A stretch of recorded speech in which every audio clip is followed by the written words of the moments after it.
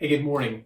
Today is another one of our first fives. Today we're looking at this text from Romans chapter 1. And I gotta be honest with you, the entire book of Romans, Paul's whole letter to the church in Rome, is one that I think is valuable and worth your time. So make sure to spend a little extra time each of these days as we kind of go through this book together.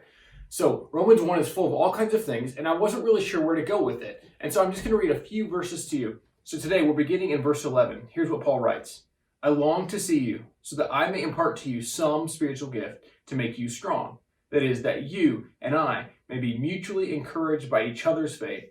I do not want you to be unaware, brothers and sisters, that I planned many times to come to you, but have been prevented from doing so until now, in order that I might have a harvest among you, just as I've had among the other Gentiles. I am obligated both to Greeks and non-Greeks, both to the wise and the foolish. That is why I'm so eager to preach the gospel also to you who are at Rome. I am not ashamed of the gospel, because it is the power of God for the salvation of everyone who believes. I love these words, and what I love kind of in this scene is Paul's really just beginning this letter. He's giving an invitation to those who are going to hear these words read to them. And his invitation is this simple kind of idea, that God has come through the person of Jesus, and he is going to set the world right through that. And so what Paul is saying here is this, that this is why I function, this is why I live, this is what I have given my life to. But let me tell you what God has come to do. And I love how he begins in the section I just read. He wants to mutually encourage one another. In other words, you and I are never meant to live our faith in isolation.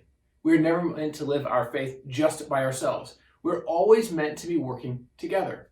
The truth is, I don't think we can ever do this life together. I didn't go on to read what Paul talks about. Paul goes on to talk about all the various ways in which sin enters into our lives, and the ways in which we choose to go after the wrong things, and how that becomes for us this kind of alluring temptation that brings us in. Because the truth is, what Paul knows and what we honestly know is if sin wasn't fun, we wouldn't do it. But sin's one of those things that's fun in the moment, but often leads to destruction, whether it's destruction in our own families, or in our heart, in our lives, in our workplace. It degrades others. Sin at some level has to objectify the another person. It has to treat others as less than or me more than. And so these are the things that become for us destructive for the way God invites us to live. And it's the salvation that Paul talks about here that comes through knowing Jesus. That changes everything. And so here's my challenge for you this day. Let's make sure you and I are led by Jesus and his teachings and his words more so than anything else. Because if that's what drives us, we'll find graciousness and hope and mercy being the defining characteristics of our life.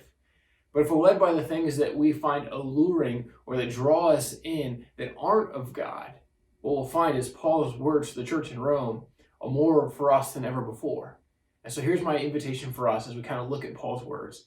Let's make sure that we're seeking after the salvation that God offers us through his son Jesus. And in that, he makes all the wrongs of the world right. And that's one of the central themes of Paul's letter to the church in Rome. We'll catch you next time for another First Five.